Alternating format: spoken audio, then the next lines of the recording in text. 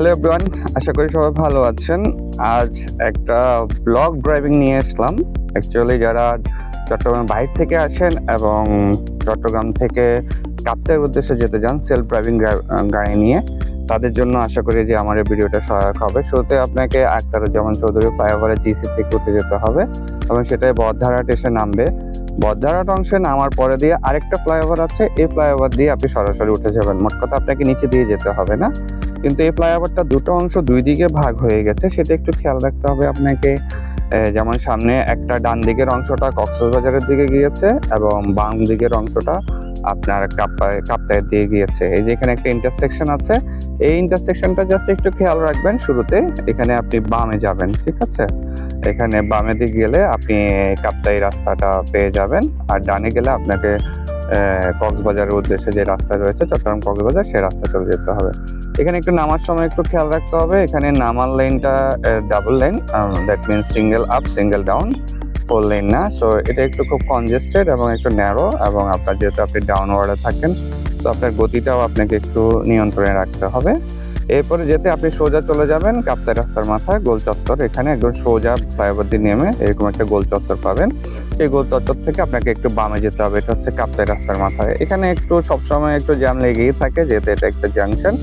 So এখানে আপনি একটু সাবধানতার সাথে যাবেন এবং এটা যাতে ক্রস করে না যায় সেদিকেও একটু খেয়াল রাখবেন। সামনে আবার দুটো রেল লাইন থাকে, এই রেল লাইন দুটো একটু সবসময় ক্রাউডি থাকে। সো এই দিকটাকেও আপনাকে একটু সাবধানে থাকতে হবে।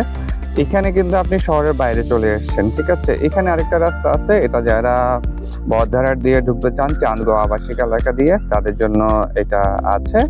এটা যারা নতুন তাদের এটা অ্যাভয়েড করা উচিত। এর পরবর্তীতে আপনি যখন মেইন চ্যালেঞ্জটা শুরু হবে আপনার, যখন আপনি কাপ্তাই রোডে ঢুকে যাবেন, ঠিক আছে? এখানে কাপ্তাই রাস্তার মাথা যে রোড আছে, এই রোডটাতে এখানে গাড়িগুলো যে অটোগুলো চলে এরা পুরোটাই আপনার বেপরোয়া চলে। আপনার ঠিক মতো এরা কোনো ট্রাফিক সিগন্যাল মানে না, কোনো রুলস মানে না। যাওয়ার সময় একটা দৃষ্টিনন্দন ব্রিজ পড়ে, সাথে হালদা রিভার সহ, আপনারা চাইলে সেটা উপভোগ করতে পারেন। তার পরবর্তীতে শুধু প্রাকৃতিক সৌন্দর্য, রাউজানের ভেতর দিয়ে আপনি যত যাবেন তত এরকম প্রাকৃতিক সৌন্দর্য দেখতে পারবেন, সবুজের সমারোহ। আপনি চাইলে এই সময় গাড়ির এসিটা বন্ধ করে দিয়ে আপনি গ্লাসটা ওপেন করে দিতে পারেন এবং প্রাকৃতিক সৌন্দর্য উপভোগ করতে পারেন। এরপরে দিয়ে সোজা চলে গেলে কিছুক্ষণ পরে আপনি পেয়ে যাবেন বাংলাদেশ চট্টগ্রাম প্রকৌশল ও প্রযুক্তি বিশ্ববিদ্যালয়ের চুয়েট। আপনাদের জন্য আমি একটু দেখাচ্ছি, এটা খুবই একটা দৃষ্টিনন্দন। যদি সময় হয়, যদি আপনি আগে সময় নিয়ে বের হন, তাহলে হয়তো চুয়েটটা ঘুরে যেতে পারেন। যদি আপনি 11টার মধ্যে, 10টা থেকে 11টার মধ্যে যদি চুয়েটের সামনে চলে আসেন, তাহলে আপনি হয়তো এখানে একটু কিছুক্ষণ ঘুরে যেতে পারেন। এবং বাংলাদেশের অন্যতম সেরা প্রকৌশল বিশ্ববিদ্যালয় চুয়েট, চট্টগ্রাম প্রকৌশল ও প্রযুক্তি বিশ্ববিদ্যালয়, এটা ক্রস করে আপনি সরাসরি চলে যেতে থাকলে তখন আপনার বিজিবির একটা প্যানোরামা রেস্টুরেন্ট থাকে, ওই রেস্টুরেন্টে আপনি ঝুম রেস্টুরেন্ট, এখানে আপনি অবস্থান করতে পারেন। আমি সাধারণত যতবারই এখানে গিয়েছি দুপুরের খাবারটা এখান থেকে সেরে গিয়েছি। এখানে কার পার্কিং একটা সুন্দর ব্যবস্থা আছে। এটার ভিতরটা নিয়ে আমার আরেকটা ভিডিও আছে, সেটা আমরা পরে ইনশাল্লাহ আলোচনা দেখতে পারবেন আপনি। আমি জাস্ট সেটার একটু কিছুটা ভিউ এখানে দেখালাম ভিতর থেকে, এবং এই রাস্তার সৌন্দর্যগুলো অসাধারণ। পিছনে আবার লেক আছে, লেকের সৌন্দর্য। তারপরে আপনি খাওয়া দাওয়ার শেষে আবার আমরা রওনা দিয়েছি এবং এখানে সৌন্দর্যটা খুব অসাধারণ, এক কথা মাইন্ড ব্লোয়িং। এইরকম সৌন্দর্য আপনি মানে বাংলাদেশে খুব কম পাবেন। পাহাড়, এক পাশে লেক, ঠিক আছে, আবার প্রাকৃতিক সৌন্দর্য, উদ্যান, সবুজে ঘেরা, সবকিছু মিলে এরকম কিছু আপনি সরু ব্রিজ দেখতে পাবেন, যেখানে আপনাকে অবস্থান করতে হবে। এখানে দুটো গাড়ি একসাথে পারাপার হতে পারে না, তো আপনাকে একটু অবস্থান করতে হবে এবং লাইন মেনে সিগন্যাল মেনে ড্রাইভ করবেন। আর এখানে খুব একটা ঝুঁকির কিছু নেই, আপনি এক লাইনে থাকবেন এবং এখানে গাড়ির চাপও খুব একটা নেই বললেও চলে। আছে গাড়ি, কিন্তু অত বেশি রাশ নেই যেটা রাউজান এলাকায় ছিল।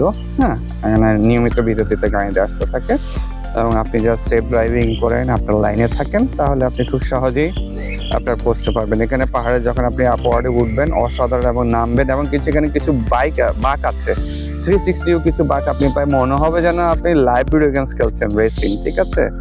এটা খুবই অসাধারণ একটা অনুভূতি। আমরা কিন্তু আস্তে আস্তে যে আমার যে গন্তব্য কাপ্তাই লেক শোর, সেই লেকশোরের রাস্তা ধরে আমরা এখন উঠছি। এটা পাহাড়ি রাস্তা, এখানে আবার শুটিং স্পট বলা হয়ে থাকে এটাকে। এখানে শুটিং হয়, শুটিং এর জন্য আলাদাভাবে পারমিশন নিতে হয়, শুটিং কিংবা পিকনিক স্পট। এটা চারদিকে সৌন্দর্যটা খুবই অসাধারণ। এখানে ড্রাইভ করার সময় আপনি যেহেতু এখানে মোড় বেশি, বাঁক বেশি, এখানে ব্লাইন্ড অ্যাঙ্গেলগুলো বেশি আছে, তো ওই ক্ষেত্রে আপনাকে একটু খেয়াল রাখতে হবে যে নামার যে অনুভূতিটা সেটা জাস্ট ওয়াও, সত্যি একটা অসাধারণ ফিলিংস আসে। এখানে আপনি গাড়ির জানালা খুলে দিয়ে প্রাকৃতিক সৌন্দর্যগুলো উপভোগ করতে পারবেন। আপনি একটু ধীরে ধীরে যাবেন। যদি বাম পাশে আপনার যারা থাকবে তাদের ক্ষেত্রে একটা জিনিস খেয়াল রাখতে হবে যে এখানে গাছের ঢালপালা এসে চোখে লাগতে পারে। অনেকে আছে যে জানালা দিয়ে শরীরের একটা অংশ বের করে দিয়ে প্রাকৃতিক সৌন্দর্য উপভোগ করতে চায়, তো সেক্ষেত্রে আপনাকে অবশ্যই সতর্ক থাকতে হবে। ব্লাইন্ড বাগগুলোতে আপনি অবশ্যই হর্ন দিয়ে যাবেন। এরপরে আমরা এই আস্তে আস্তে চলে যাচ্ছি। এখানে দুটো থাকে, একটা হচ্ছে যে কি নেভি স্পট। এই নেভি স্পটে আমরা থামবো না। এখানে আপনাকে চেকিং এ জিজ্ঞেস করবে যে আপনি কোথায় যাবেন, লেকশোরে যাবেন না নেভিটাতে যাবেন। নেভিটা শুরুতে আপনি বলবেন যে আপনি লেকশোরে যাবেন, তাহলে আপনাকে আর এন্ট্রিটা দিতে হবে না, ঠিক আছে। এই নেভি স্পটটা আমরা আস্তে আস্তে ক্রস করে যাচ্ছি। এটা নেভি স্পট, এটা অসাধারণ। কেউ যদি চান আপনি এখানেও নামতে পারেন, আর কেউ যদি চান লেকশোরে যেতে পারেন। আর আপনি যদি মনে করেন আপনি দুটো উপভোগ করবেন, তাহলে আপনি দুটোই উপভোগ করতে পারেন, সেটা সম্পূর্ণ আপনার ব্যক্তিগত ব্যাপার। এরপর কিন্তু আমার লেকশোরটা খুব পছন্দ হয়, লেকশোর পিকনিক স্পট। এই যে এখানে সেটা সেনাবাহিনী কর্তৃক, আর নেভালটা সেটা নেভি কর্তৃক, ঠিক আছে। লেকশোরটা আমার সবসময় ভালো লাগে। এখানে সাগর, লেক, পাহাড়ের মিতালি সবকিছু মিলে সেটা একটা অসাধারণ। আপনি যাওয়ার সময় এখানে একটা জিনিস করতে পারেন যে ওখানে বসার জন্য আপনি বাসা থেকে কোনো চাদর নিয়ে যেতে পারেন, যাতে আপনি ঘাসে ওখানে বসতে পারেন। খাবার নিয়ে যাবেন যদি, কারণ ওখানে লেকশোর যে ক্যাফেটা আছে ওখানে অ্যাকচুয়ালি দুপুরে খাবারের অথবা স্ন্যাক্সের খুব বেশি যে আপনি মানে হালকা কিছু পাবেন, কফি, চা, biscuit, cakes, soft drinks like this. এই যে পাহাড়ের এই জিনিসগুলো খুবই অসাধারণ। এই ডান পাশে, এখানে বাম পাশে কিন্তু লেক, ঠিক আছে। মাঝখানে এটা পাহাড়ের মাঝখান দিয়ে তারা একটা সরু রাস্তা করেছে। আপনি একটু সাবধানে যাবেন, কারণ কিছুক্ষণ পর পরে আপনার অনেকগুলো গতি নিয়ন্ত্রক আছে। একবার আপনাকে অনেক উঁচুতে উঠতে হয়, আবার অনেক সময় নিচুতে নামতে হয়। সবকিছু মিলে ভালোই লাগে যদি আপনি সতর্ক থাকেন। এক্ষেত্রে আপনাকে যদি একটা পরামর্শ, গতিটাকে একটু নিয়ন্ত্রণে রাখার চেষ্টা করবেন। 20 থেকে 40-এর মধ্যে ড্রাইভ করেন, সেটা আপনার জন্য সবচেয়ে সেফ। যদিও 20 একটু বেশি হয়ে যায়, না হলে আপনি 40 থেকে 60 এই রেঞ্জে আপনি ড্রাইভ করেন। আর যখনই কোনো ব্লাইন্ড অ্যাঙ্গেল দেখবেন অবশ্যই আপনি হর্ন দেবেন, ঠিক আছে। হর্ন দিলে আপনার জন্য ভালো, এবং যদি অপোজিট অ্যাঙ্গেলে যদি কেউ থেকে থাকে তার জন্য ভালো।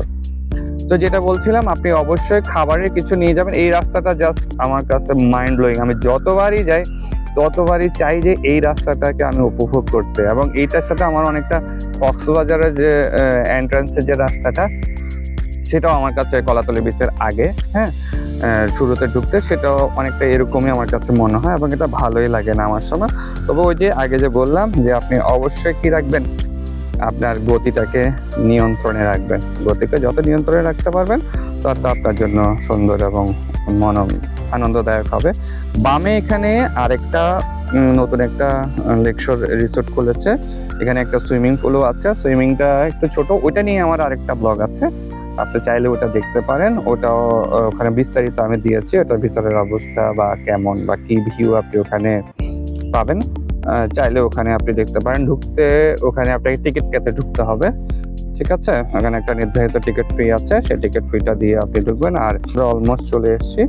এখানে সামনে আপনার মাঠ আছে পার্কিং এর, এই পার্কিং এ আপনি গাড়ি রাখতে পারবেন, এবং পরবর্তীতে আপনি আপনার পছন্দ মতো এখানে বোট ভাড়া করেও ঘুরতে পারবেন। তো সবকিছু মিলে এটা একটা অসাধারণ অভিজ্ঞতা, যে আশা করি আপনাদের সবার সেটা ভালো লাগবে।